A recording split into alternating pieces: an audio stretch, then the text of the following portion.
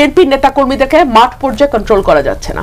চাঁদাবাজির সঙ্গে যুক্ত, জমি দখলের সঙ্গে যুক্ত, টেন্ডারবাজির সঙ্গে যুক্ত। আমার এলাকাতে পথধারী নেতারা কেউ মাটি ভরাট করে নদীর উপরে, জমি দখল করে, আরেক উপজেলায় পথধারী নেতারা মামলা বাণিজ্য করে। তো কন্ট্রোল করা তো যাচ্ছে না। কেন্দ্রে খবর পাঠানো হয়েছে, কেন্দ্র কোনো অ্যাকশন নেয় নাই। তো বুঝছেন তো, বিএনপি ক্ষমতা এসে কি করবি? আচ্ছা ওরা ছেড়ে দিই, বাচ্চা মেয়ে কি কইতে কি কয় ঠিক নাই, আপনারাও ছেড়ে দিয়েন। ঘুম আর খুন হয়েছে খালি বিএনপি কর্মী, দেশ ছাড়া হয়েছে খালি বিএনপি কর্মী। আমরা খায় না খায় অ্যাক্টিভিজম করলাম, আমরা তো বিএনপি করি না, গলিকো খাই না। সমাজ কি তাইলে আমাদের মেনে নেবে? বিএনপির আন্দোলন তো দেখেন নাই, গত 10টা বছর 10টা জনসভা করতে পারে নাই। ঈদের পর আন্দোলন করতে করতে শুনতে শুনতে কান পয়সা খুলে পড়িছে, প্রাণ ভয়ে পুলিশের আক্রমণে দাঁড়াইতে পারে নাই, নিজেরা আবার স্বীকার করেছে। খালেদা জিয়ার বাড়ির সামনে 2টা বালির ট্রাক সরাইতে পারে নাই, আবার আসিছে আন্দোলনের ক্রেডিট নিতে। বিএনপি 16 বছর কেন 1600 বছর ঈদের পরে আন্দোলনের ঘোষণা দিলেও হাসিনার যেত না। বিএনপি কি দেশকে আওয়ামী লীগের ফাঁসিবাদের হাত থেকে রক্ষা করতে পারছে? পারে নাই। বাংলাদেশের সবচেয়ে বড় রাজনৈতিক দল হয়ে অগাস্ট বিপ্লবের নেতৃত্ব দিতে পারে নাই। এই বিএনপি আগামীতে ক্ষমতায় যাইতে পারে, কিন্তু ওই ক্ষমতা সে রাখতে পারবে না, কারণ ক্ষমতা বিষয়টাই সে বুঝে না। দেখেন, বিএনপির জন্ম হইতো না 1975-এর 15ই আগস্ট না ঘটলে। সেই আগস্ট বিপ্লবীদের রক্ষা করছে বিএনপি? করে নাই। মুজিব হত্যা মামলার বিচারে অভিযুক্ত সবাইকে জজ গোলাম রসুল ফায়ারিং স্কোয়াডে গুলি করে মারা মৃত্যুদণ্ডের রায় প্রদান করছিল। যদিও দেশে প্রচলিত সিআরপিসিতে মৃত্যুদণ্ড দণ্ডিতদের ফায়ারিং স্কোয়াডে গুলি করে মারার কোনো বিধানই নাই। সংসদে এই অপকর্মের বিরুদ্ধে সেদিন 120টা আসন নিয়েও বিএনপি কোনো বিরোধিতা না করে মুখে কুলু পাইটা চুপ করে বসেছে। তাই বিএনপির কাউকে রক্ষা করতে পারবে না, করবে না, সে ক্ষমতা নেই। বিএনপি ক্ষতি করতে পারবে, সেটাই আসল ক্ষমতা। রক্ষা করতে পারাটা রাজনৈতিক ক্ষমতা না, বরং ক্ষতি করতে পারার হিম্মতটাই রাজনৈতিক ক্ষমতা। আওয়ামী লীগের মিছিল বড় হচ্ছে এই জন্য না যে কেউ কাউকে অপমান করছে আর অভিমানের রাজপথ ছেড়ে দিচ্ছে তাই আওয়ামী লীগ মিছিল করতেছে, না তা না। বাংলাদেশে বিএনপি বা জামাত বা ছাত্রদের এনসিপির গ্রিন সিগন্যাল ছাড়া আওয়ামী লীগের বাতের ক্ষমতা নাই মিছিল করে। আওয়ামী লীগ বিএনপির আশকারা পাইয়া মিছিল করতেছে না, শুধু বিএনপি আওয়ামী লীগের মিছিল করে দিচ্ছে। হ্যাঁ বা বেশ, এইভাবে তারা আওয়ামী লীগকে বাঁচাই রেখে জনগণকে ভয় দেখাইতে চায়। বিএনপি ক্ষমতায় আসার আগে দলটার নেতা কর্মী এবং তাদের আত্মীয় স্বজনরা আওয়ামী লীগের রাজনৈতিক স্বার্থ রক্ষার জন্য কতটা মরিয়া হয়ে উঠছে এই খবর পড়লেই সেটা বুঝতে পারবেন। আওয়ামী লীগকে যারা রুখে দিতে পারবে তারাই আগামী বাংলাদেশের নেতা হবে। বিএনপি রুখতে না চাইলে তো মাঠ ফাঁকা থাকবে না। বিএনপি প্রাণ ভয়ে রাজপথে 28 অক্টোবর দাঁড়াইতে পারে নাই, তার জন্য কি বর্ষা বিপ্লব থামেছিল? ছিল না। ফার্মের কন্ট্রাডিকশন গুলো আমি আলাপ করি না, চাইলে করা যায়। ফার্ম বলতেছে 71 একটা রেড লাইন, এই রেড লাইন ক্রস করলে বাংলাদেশের রাজনীতি করা যাবে না। এই জন্য নাকি জামাত মেইনস্ট্রিম হইতে পারে নাই। আজিব Baat. BNP K 71 K on করে? সে নিজে কি ফার্মকে নিজে বাঙালি জাতীয়তাবাদকে ওন করে? ফার্ম তো নিজেই নিজেকে হিন্দুস্তানি মুসলমান বলছে। দেখেন, আমি নিজেকে বাঙালি মনে করি না, আমি নিজেকে হিন্দুস্তানি মুসলমান মনে করি। ফার্ম কি ধর্ম নিরপেক্ষতা মানে? সে কি সমাজতন্ত্র মানে? সে নিজেই কমিউনিস্টকে দান্দিক বলে। সেই বাকশাল চাই, আবার ইউরোপিয়ান এনলাইটমেন্ট চাই। দান্দিক তাইলে ফার্মের 71টা আসলে কি? ফার্মের ন্যারেটিভ কি 71-এর? আমি আসলে জানতে চাই। এবার আসেন বিএনপির 31 দফা নিয়ে আলাপ করি। আমি 31 দফার এক দফা নিয়ে সারা ভাবে আলাপ করেছি, আপনারা দেখছেন। আলাপ একবারে যদি করতাম আগ্রহ ধরে রাখতে পারতেন না। তো বিএনপির কিছু কইতে ইচ্ছা করে না, এটা বেকুব ভর্তি দল, এরা নিজেদের দুর্বলতা কখনো বুঝতে পারে নাই। যেহেতু অ্যান্টি আওয়ামী লীগ সকলের কাজের সুফল পাইছিল, তাই তারা ভাবে নাই নিজের ইন্টেলেকচুয়াল অ্যাসেট গড়ে তুলতে হবে। এখন পরিচয় গাড্ডায় আওয়ামী আমলের কোন ন্যারেটিভ তৈরি করতে পারে নাই, একটাও না। আপনি দেখাইতে পারবেন না একটা ন্যারেটিভ তৈরি করছে, নিজেদেরকে রক্ষা করতে পারেনি ন্যারেটিভ তৈরি করে। আর এইটা যে তাদের দুর্বলতা, এটা কোনোদিন খতায় দেখে নাই। গারবেলি করে মাস্তানি হয়, রাজনীতি হয় না। রাজনীতি সিরিয়াস বিষয়, ক্ষমতা মাফিয়াদেরও থাকে। যাই হোক, আজকে 2টা দফা নিয়ে আলাপ করবো বিএনপির 31 দফা। তার আগে কয়ে নেই, রাজনৈতিক দফার সংখ্যা কম হইতে হয়। আমি চ্যালেঞ্জ দিয়ে বলতে পারি, বিএনপি স্ট্যান্ডিং কমিটির প্রত্যেককে আলাদা কইরা 31 দফা লিখতে বলেন, পারবে না, একজনও লিখতে পারবে না 31টা দফা। আপনি বিএনপির কর্মী বা নেতা হন, নিজে লেখেন, এটা এপিসোড বফ করে নিজে লেখেন, পারবেন না। আমি চ্যালেঞ্জ দিলাম, পারবেন না। আপনি নিজে যার রাজনীতি করাটাই কাজ, যে পারেন না নিজের দফাটা নিজে লিখতে, মনে রাখতে।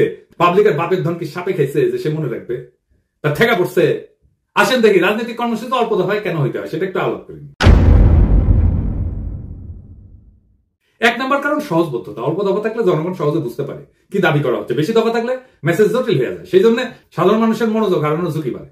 2 নম্বর, মোবিলাইজেশন সহজ হয়। কম দফা মানে একটা বা 2টা মূল দাবির পিছনে জনগণ জোরালো ভাবে ঐক্যবদ্ধ হইতে পারে, আন্দোলনের শক্তি বাড়ে। 3 নম্বর, কৌশলগত চাপ সৃষ্টি করা যায়। সরকার বা বিরোধী শক্তির উপর চাপ তৈরি করার জন্য স্পষ্ট এবং নির্দিষ্ট দাবি থাকা জরুরি। বেশি দাবি দিলে কোনো দাবি নিয়ে সুনির্দিষ্টভাবে চাপ তৈরি করা যায় না। গতি বজায় রাখা। কম দফার কর্মসূচি আন্দোলনের গতি এবং ফোকাস বজায় রাখে। লম্বা তালিকা মানে প্রত্যেকটা বিষয় আলাদা করে ব্যাখ্যা লাগবে, যা সময় ক্ষেপণ করে। 5 নম্বর হইতেছে সংবাদ মাধ্যমে সহজে প্রচার। মিডিয়া ছোট, স্পষ্ট বার্তা প্রচার করতে পছন্দ করে, অল্প দফায় আন্দোলন সহজে শিরোনাম হয়। আমি এটা বললাম আন্দোলন এই কারণে, কারণ তারা কিন্তু 31 দফা আন্দোলনের সময় করছে, বিপ্লবের পরে করে নাই, সেজন্য আন্দোলনের কথা বললাম। আমাদের সফল আন্দোলনগুলো দেখেন, রাষ্ট্রভাষা বাংলা চাই 6 দফা, এরশাদ বিরোধী আন্দোলনের 1 দফা, 1 দফা 1 দাবি, এরশাদ তুই কবে যাবি, হাসিনা খাতা আন্দোলনের 1 দফা, এমনকি বিএনপি যে 4 দলীয় জোটের 5 দফা ছিল 2001 সালের নির্বাচনে, দুর্নীতিমুক্ত প্রশাসন, সুশাসন, আইন শৃঙ্খলা উন্নয়ন, এই সমস্ত। তারপরে দফা বাড়তে থাকে। 2018 সালে বিএনপির ঐক্যফ্রন্টের দফা হয় 7 দফা আর 11টা লক্ষ্য। এই হইতেছে বাম ইনফ্লুয়েন্স, দাবি ঢুকাইতে হবে 23 মানুষ পড়লো কিনা শুনলো কিনা ভাবাভাবি নেই। আসলে 31 দফার 2 নম্বর দফা নিয়ে দেখি, তারা কইতেছে বাংলাদেশে গণতন্ত্র, ভোটাধিকার পুনঃপ্রতিষ্ঠা এবং স্বচ্ছ গণতান্ত্রিক প্রক্রিয়াকে স্থায়ী, সাংবিধানিক এবং প্রাতিষ্ঠানিক রূপ দেওয়ার লক্ষ্যে একটা নির্বাচনকালীন দল নিরপেক্ষ তত্ত্বাবধায়ক সরকার ব্যবস্থা প্রবর্তন করা হবে। ভালো কথা, কিন্তু প্রশ্ন হইতেছে তত্ত্বাবধায়ক সরকার তো বিএনপি প্রবর্তন করেছিল, তাই না? আইন কইরা 96 সালে তো টিকলো না কেন? আবার আইন করবে, টিকবে না। মানে আমরা চক্রাকারে একই সমস্যার আবর্তে ঘুরপাক খাবো নাকি বারে বারে? আবার যে বাতিল হবে না তার নিশ্চয়তা কি? জনগণ চায় একটা নিরপেক্ষ নির্বাচন, অবাধ স্বচ্ছ নির্বাচন, নেতা নির্বাচনের স্বাধীনতা, এটা কিভাবে নিশ্চিত হবে? বিএনপি তো বিচারপতির বয়স বাড়ায় নিজেদের পছন্দ মতো লোককে তত্ত্বাবধায়ক সরকার প্রধান বানাতে চেয়েছিল 2006 সালে, জানেন তো? 2007 সালের জানুয়ারিতে যে সাধারণ নির্বাচন পরিচালনা হবে সেটার জন্য তত্ত্বাবধায়ক সরকার গঠিত হওয়ার কথা ছিল। তার প্রধান উপদেষ্টা হিসেবে বিচারপতি KM হাসানকে নিয়োগ করা হয়। উনি একসময় বিএনপির কেন্দ্রীয় নেতৃত্বে ছিলেন।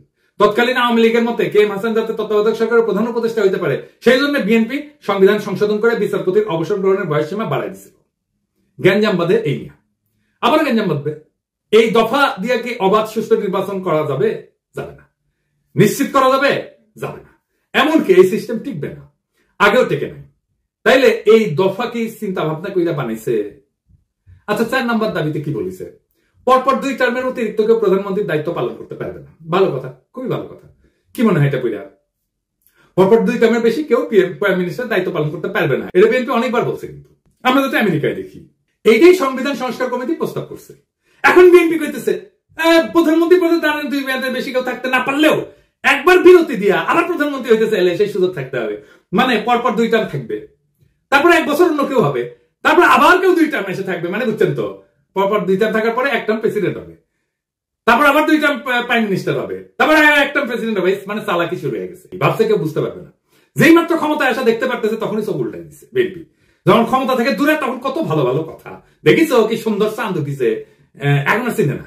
আসেন, কেন পরপর 2 বার রাষ্ট্রের প্রধান নির্বাহী হওয়া ঠিক না? এর পিছনে দার্শনিক ভিত্তিটা কি? পরপর 2 টার্ম রাষ্ট্রের নির্বাহী থাকা ঠিক না কেন? এর মূল উদ্দেশ্য হইতেছে 1 নম্বর ক্ষমতার অপব্যবহার রোধ করা। দীর্ঘ সময় ধরে একই ব্যক্তি ক্ষমতায় থাকলে স্বৈরতান্ত্রিক প্রবণতা তৈরি হয়, নিজের ক্ষমতা পাকাপোক্ত করতে শুরু করে, জনগণের বদলে নিজের দল বা নিজের শক্তিকে রক্ষা করে। একই জিনিস ঘটছে হাসিনার ক্ষেত্রে। 2 নম্বর, নতুন নেতৃত্বের সুযোগ সৃষ্টি হয় না। নিয়মিত নেতৃত্বের পরিবর্তন মানে নতুন চিন্তা, নতুন দৃষ্টিভঙ্গির আগমন। 3 নম্বর, রাষ্ট্র প্রতিষ্ঠানের স্বাধীনতা রক্ষা। একজন দীর্ঘদিন ক্ষমতায় থাকলে বিচার বিভাগ, নির্বাচন কমিশন, পুলিশ ইত্যাদি তার হাতে জিম্মি হয়ে যেতে পারে, যেটা হাসিনার আমলে হয়েছিল। 4 নম্বর, গণতন্ত্রের প্রাণবন্ততা বজায় রাখা। জনগণ যাতে মনে করে রাষ্ট্র তাদের, কোন ব্যক্তির না, এই অনুভূতি বজায় রাখা দরকার। এবং দীর্ঘকালীন শাসনের বিদ্রোহ কিন্তু অবশ্যম্ভাবী হয়ে ওঠে, কারণ ক্ষমতা কেন্দ্রীভূত হয়ে পড়ে। যখন এক ব্যক্তি বা গোষ্ঠী দীর্ঘদিন রাষ্ট্রের নেতৃত্ব থাকে তখন তারা সমস্ত শক্তি নিজেদের হাতে কক্ষিগত করে, আইনের শাসন দুর্বল হয়, বিচার ব্যবস্থা পক্ষপাতদুষ্ট হয়, সেনাবাহিনী প্রশাসন ব্যক্তি বিশেষের গোলাম হইয়া পড়ে, জনগণের স্বাভাবিক চাহিদা, ন্যায় বিচার, সমান অধিকার, জীবনের নিরাপত্তা এই সমস্ত পদদলিত হয়। একই জিনিস আমরা দেখছি হাসিনার আমলে। এই যে ঘটনা, এটা তাত্ত্বিক ভিত্তি কি যে কেন প্রধান নির্বাহী বেশি দিন থাকতে পারবে না? তাত্ত্বিক ভাবে এটা দাঁড়ায় আছে কয়েকটা বড় চিন্তার উপরে। 1 নম্বর হচ্ছে ডেমোক্রেটিক রোটেশন, বা এটাকে বলা যেতে পারে গণতান্ত্রিক চক্র। জন লক, মন্তেস্কু এই দার্শনিকরা বলছিলেন ক্ষমতা স্বাভাবিকভাবে দুর্নীতির দিকে ধাবিত হয়, তাই নিয়মিত ক্ষমতার হাত বদল জরুরি। আরেকটা তত্ত্ব হচ্ছে ন্যাচারাল ডিকে অফ পাওয়ার, মানে ক্ষমতার স্বাভাবিক ক্ষয়। টকভিল উনি বলছেন একজন নেতা যত বেশি সময় ক্ষমতায় থাকে তত সে জনগণের আসল চাহিদা থেকে বিচ্ছিন্ন হয়ে পড়ে। আর 3 নম্বর হইতেছে জেনারেশনাল রিনিউয়াল, নতুন প্রজন্মের আবির্ভাব তত্ত্ব। রাষ্ট্রের সেবা করার সুযোগ নতুন নেতৃত্বকে দিতে হবে, না হলে রাষ্ট্র সময়ের সাথে সাথে পিছায় যাবে। যদি একজন নেতা 2 মেয়াদে চালায় যায়, তারপর 1 টার্ম বিরতি নিয়ে আবার প্রার্থী হয়, তাহলে মূল উদ্দেশ্য ব্যাহত হয়। কেন ব্যাহত হয়? 1 নম্বর, ক্ষমতার নেটওয়ার্ক নষ্ট হয় না, যেটা তৈরি হয়েছিল। যে নেতা টানা 2 মেয়াদ চালাইছে তার সময়কালে প্রশাসন, বিচার বিভাগ, পুলিশ, মিডিয়া, ব্যবসায়ী গোষ্ঠী সব স্তরে স্তরে অনুগত এক ধরনের নেটওয়ার্ক তৈরি হয়। 1 টার্ম বিরতিতেও এই নেটওয়ার্ক বেঁচে থাকে, সক্রিয় থাকে। এখন দেখতেছেন না, এখনো হাসিনার লোকজন প্রশাসনে আছে। তো উনি যখন আবার প্রার্থী হয় এই শক্তিগুলো তাকে সুবিধা দেয়, ফলে নতুন প্রতিদ্বন্দ্বিতা বা নতুন নেতৃত্বের সুযোগ প্রকৃত অর্থে হয় না।